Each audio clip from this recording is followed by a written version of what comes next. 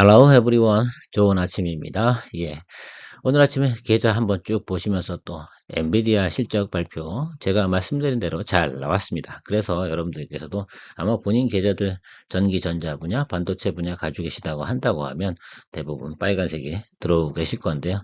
어쨌든 저희가 8월 한 23일 어제까지죠 해서 포트폴리오 1, 2, 3 우리가 하반기 가면서 잡아줘야 되는 종목들에 대해서 열심히 이야기를 나눴습니다. 아마 제가 지난 한 7월 한 15일 이후부터 이야기 드린 건 대부분이 앞으로 우리가 투자해 볼 만한 대상들에 대한 리포트였다고 생각해 보시면 될 것 같은데, 그런 것들 중에서 포트폴리오를 잘 구성하시면 상당히 좋지 않을까 생각을 하고 있습니다.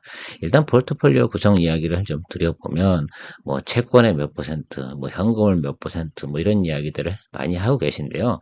대부분 개인분들이라고 하면 국민연금 있고요. 개인연금 있잖아요. 이게 채권이에요, 여러분. 그러니까 여러분들은 라이프에 이미 포트폴리오가 들고 있어요. 그 다음에 은행에 현금 없어요? 현금 있으면 그건 캐시 자금이고요. 단기 유동성 자금이니까 주식시장에서 투자를 할 때는 그거를 일단 배제한 상태에서 내가 결국 뭐 여유 자금이라고 표현을 하나요? 그것도 투자 자금이라고 표현해야 되는 게 맞겠죠. 그렇다고 하면 투자성 자산에서 포트폴리오를 갖다 구성해 나가는 것들이지, 그쪽에 대놓고 예를 들어서 또 다시 주식을 투자하는 데서도 안전자산 뭐 이렇게 투자하는 것은 그렇게 좋은 포트폴리오 방식은 아니다라고 저는 생각을 하고 있습니다. 상당히 웃긴 거예요. 그러니까 신문 기사에 그 사람들은 투자를 안 해본 사람들이지. 그다음에 라이프에 대한 그 머니 흐름에 대해서는 잘 관심이 없는 거예요. 모르는 거지 사실은. 그러니까 힘든 거지. 거기다 대놓고 안전자산 이미 있는데 거기다 또 안전자산 만들어 나가니까 수익성 추구하기는 쉽지 않습니다. 아무튼 제가 8월 23일 기준으로 저는 어제까지 해서 대부분의 포트폴리오를 종료는 했습니다. 물론 제가 가지고 있지 않은 종목들도 계속 좋은 것들은 리포트 해드릴 텐데요. 포인트는 뭐라고 했습니까? 앞으로는 단기 스윙 거래 위주로 여러분들한테 리포트 해드릴 건데요. 그 부분들은 별도 이야기고요. 지금 포트폴리오 구성에는 또 포트폴리오 구성한 대로 한번 이야기 나눠보도록 하겠습니다. 단기 투자하는 개념에서 한번 볼게요. 일단 12월 이전에 좀 답이 나올 만한 것들 한번 이야기 한번 드려보면, 대덕전자, 코리아서킷, 심텍, TLB 대부분 전기전자 분야에 대해서 여러분들한테 리포트 드렸던 내용이라고 생각하시면 될 것 같습니다. 상당히 요즘 반응이 앞으로 잘 올라올 것이다 라고 생각하고, 제가 보면 엔비디아가 바닥을 탁 잡아줬죠. 어떻게 보면 엔비디아가 이렇게 잔다르크 같은 역할을 했다 생각할 수 있겠죠. 아침에 보니까 뭐 엔다르크라고 하던데요, 누가. 그래서 이름도 참 잘 달아요. 그래서 그런 거 생각해 보시면 엔비디아가 지금 사실은 실적이 상당히 좋죠. 3분기 실적도 예상치가 좋고 4분기도 포워드 가이던스가 상당히 높아요. 그리고 엔비디아 자체에서 내놓는 가이던스가 그래서 세계 최고의 예를 들면 높은 부가가치를 나타내게 표현한 애널리스트보다 더 높다 이거죠. 이건 뭐 그 회사가 뻥을 치기 위해서 하는 건 아니죠. 그만큼 수주가 들어온 거잖아요. 그래서 제가 알기로는 엔비디아의 칩을 받기 위해서는 최장 1년까지도 기다려야 되는 것이다라고 하거든요. 상당히 단가도 높고요. 그 부분에 대해서만큼 당분간 지속이 될 거예요. 이유 중에 하나는 그런 거죠. 앞으로 이게 지금 GPT 세상에 인공지능, 지금 학습형 인공지능들이 돌아가고 있는 시대예요. 학습형이 지나고 나면 NPU 시대가 오는 겁니다. 그래서 GPU, 그다음에 NPU 이렇게 들어가는데 GPU가 일단 크게 범용으로 깔려야 돼요. 여기에 근데 세계적인 빅테크들 같은 경우가 뒤쳐져 버리면 어떻게 되냐? 다시는 영원히 따라갈 수 없는 체계로 가거든요. 그래서 학습 단계에서 뭐 마이크로소프트라든지 애플이라든지 이런 데서 열심히 구글 마찬가지죠. 장비를 해야 되고 데이터 센터 매출 비율이 상당히 높게 나오고요. 그렇다고 뭐 게임 매출이 엔비디아가 빠지고 있냐? 그렇지 않다라는 것들이죠. 그래서 전반적으로 전방 산업에서 움직여주고 있는 것들, 빅테크들의 경쟁 결과적으로는 우리가 나라같이 장비나 이런 것들 IT 하드웨어를 공급하는 나라 입장에서는 상당히 좋은 것이다라고 생각해 주시면 좋을 것 같아요. 그런 면에서 또 올해 단기적으로 또 볼만한 것들 그래서 골라봤는데요. 일단은 여기 네 가지 정도는 제가 충분히 봐야 된다 생각하고요. LG 이노텍 같은 경우는 분명히 답이 나옵니다. 그래서 시간을 두고 승부를 걸어야죠. 그래서 그런 것들 어쨌든 12월까지는 저는 갈 생각입니다. LG전자 같이 세트고요. MC넥스는 제가 조금 솔직히 이거 중기로 넣을까 단기로 좋을까 고민을 하고 있었는데 4분기에 선반영할 거라고 봐요. 그래서 적어도 우리가 생각하고 있는 원래 MC넥스의 시장 컨센서스는 한 4만 원 정도 나오고 있습니다. 근데 지금 주가 대비해서 만 원만 더 올라도 39,000원 뭐 이 정도 수준 되는데요. 뭐 35,000원인가요? 뭐 이 정도 수준 되겠죠. 어쨌든 그 정도 수준만 더 업사이드로 보고 가겠습니다. 저는 한 35,000원 정도 되면 빨리 포트폴리오 전환해서 다음번 또 캐시를 위해서 1분기 투자를 위한 좀더 준비를 또 해줘야 되겠죠. 삼성 SDS 잘 나가고 있어요. 삼성 SDS가 사실 지금 포커스로 잡고 있는 기존의 뭐 물류하고 뭐 나머지 IT 서비스 하고 있는 내용 말고 하나 더 있는 게 그 기업용 인공지능 서비스 아니겠습니까? 그 부분에도 상당한 수준까지 올라와 있다고 하는데 그것들이 나중에 다시 한 번 더 발표되면 한 번 더 레벨업하는 그런 주가의 모습도 기대해 볼 수는 있습니다만 어쨌든 올해 지금 저평가 상태예요. 아직도 조금 업사이드로 남아 있거든요. 그래서 그 부분 보고 기다리고 있습니다. 곧 아마 SDS에서 수익 실현을 하고요. 다른 부분으로 조금 더 포트폴리오를 변경할 수 있는 시절이 올 것이다라고 생각하고 있습니다. 중기적으로 보면 이제 바이오 관련이겠죠. 겨울로 가면 가서 12월 정도 되면서부터는 뭐 SK 바이오팜 실적이 가장 좋게 나오겠죠. 노십자는 FDA 승인 여부가 남아 있을 거고요. 그래서 저는 이 두 개 정도를 갖다가 바이오 쪽에서는 좀 가지고 있습니다. 뭐 중기적으로요. 장기적으로 뒤에 있는 것도 말씀드리도록 할게요. CS인드 같은 경우도 내년 1분기까지는 좀 봐줘야 되지 않나 이렇게 생각을 가지고 있습니다. 단기적으로 작업 나가는 것들이 있고요. 11월에 결판이 나니까 11월까지는 주가가 업사이드로 올라갈 확률은 아주 높진 않아요. 자리는 잡을 것 같은데요. 그 다음부터 매출이 상당히 잘 나오겠죠.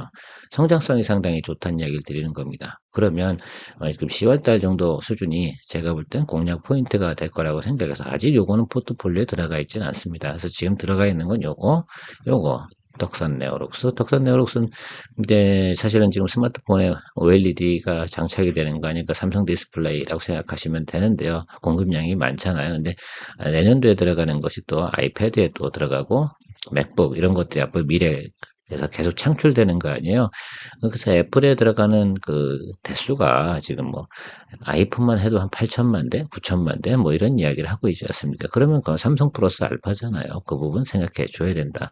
BH 같은 경우는 디스플레이에 같이 항상 뭐가 들어가야 됩니까? FPCB가 같이 따라서 들어가야 되는 거니까 이것도 좀 제가 중장기적으로는 사실 보고 싶은 건데 일단 트렌드 봐가면서 가는 것들이고 우리 산업 같은 경우는 지금 자동차 산업 같은 경우는 특히 전기차 관련된 부품을 모두 생산하고 있는 회사 아니겠습니까? 그래서 저는 요거는 그런 것 같아요. 제가 조금 보고 있는 과정에서는 3, 4분기는 좀 비수기긴 해요. 지금도 조정도 충분히 좀 받아준 상태이긴 해서 자리는 충분히 잡고 갈 것 같은데 턴어라운드 하는 모습이 나오는 시점이 언제쯤일까 생각하면 3분기는 아닐 것 같고 4분기부터 조금 나타날 가능성이 좀 있습니다. 그래서 좀 요건 사실은 좀 관찰 대상이긴 합니다. 저도 지금 조금씩 분할 매수는 하고 있긴 한데요. 여러분들은 선택적으로 한번 공략해 보시면 되지 않을까 생각하고요.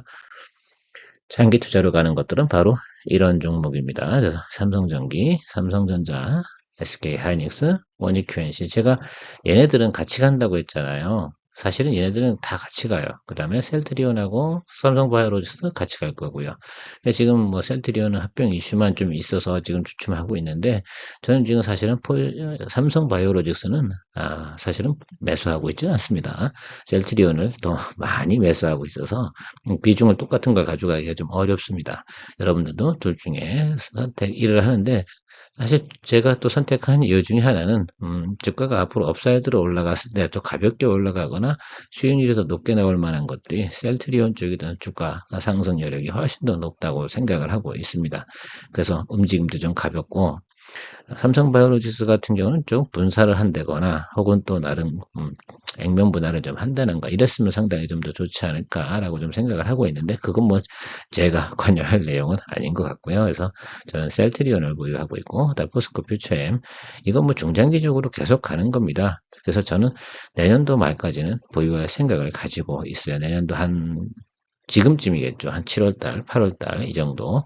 내년도 4분기부터는 이제 공급 과잉 이슈가 조금 나올 가능성이 있어요. 공장 여기저기 짓잖아. 그러면 선반영하잖아요. 공장량이 너무 많아요. 뭐 단가 경쟁 들어갈 거예요. 뭐 이런 것들도 생각해 볼 필요성은 조금 있거든요. 이번에도 뭐, 그 양극재 가격이 팍 떨어지고 막 이런 과정들이 생겨버리니까 어떻게 됩니까? 그 주가의 상승폭이 좀 제한이 되는 건이긴 하지만 성장성만큼은 앞으로도 뭐 2025, 6년까지는 계속 성장성을 하는데 내년도에 제가 생각하는 데는 화두는 말입니다. 실리콘 응급재예요. 제가 2024년도부터 나타나는 것들이 좀 다른 게 기존의 양극재는 충분히 예를 들면 성능이 좋아졌습니다. 그래서 탄소 나노튜브 쓰고 해서 실리콘 양극재 이렇게 갔는데 실리콘 음극재까지 도입하는 시대가 도래하죠. 자, 그러면 실리콘 뭐 음극재, 양극재 돌아갈 때 제가 좋은 게 뭐라 해서 탄소 나노튜브라고 했는데 그것이 나노 신소재입니다.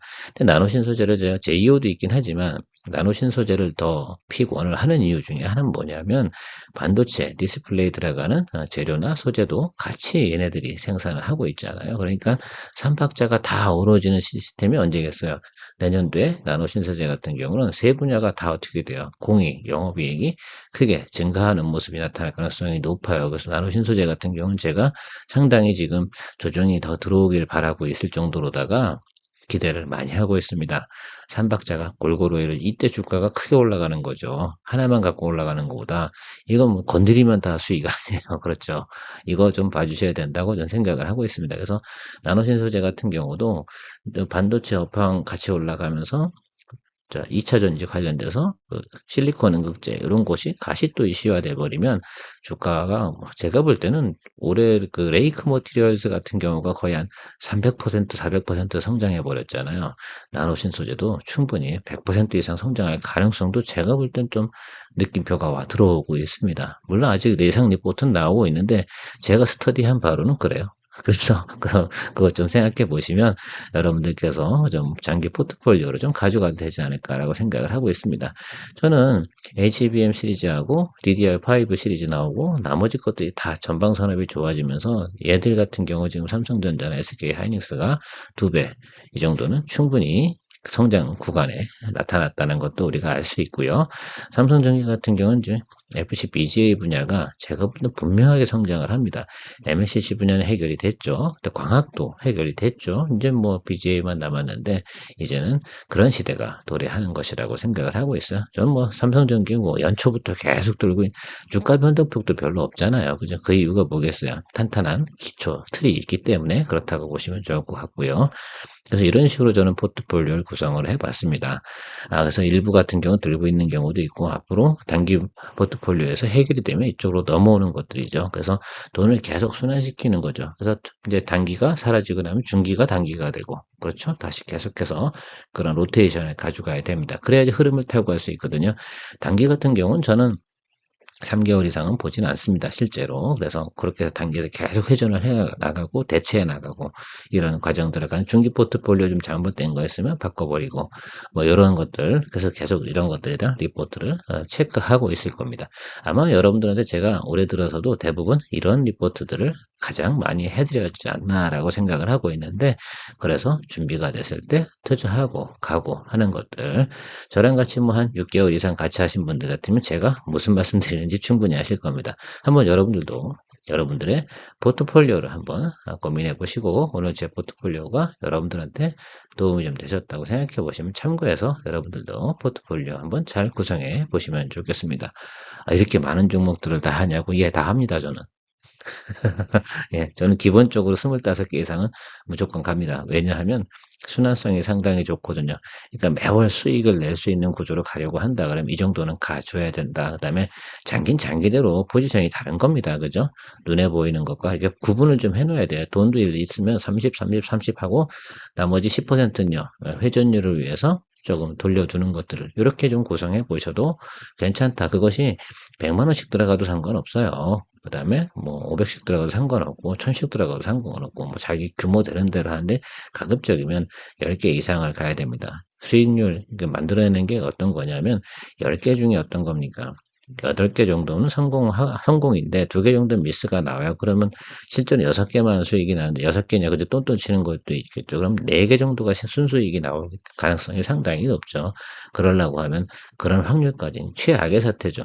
물론 저는 그 이상의 예를 들면 좋은 내용들을 가지고 접근하지만 세상 일이라는 건 항상 그런 리스크가 존재하잖아요. 그래서 빨리빨리 돌릴 수 있는 방법도 그런 부분으로 해서 포트폴리오는 적어도 한 10개 정도는 가져가 주시면 상당히 좋겠다. 단기 포트폴리오라고 하더라도 난 10개는 가져가셔라라고 말씀드리고 싶습니다. 그게 확률적으로 상당히 유리합니다.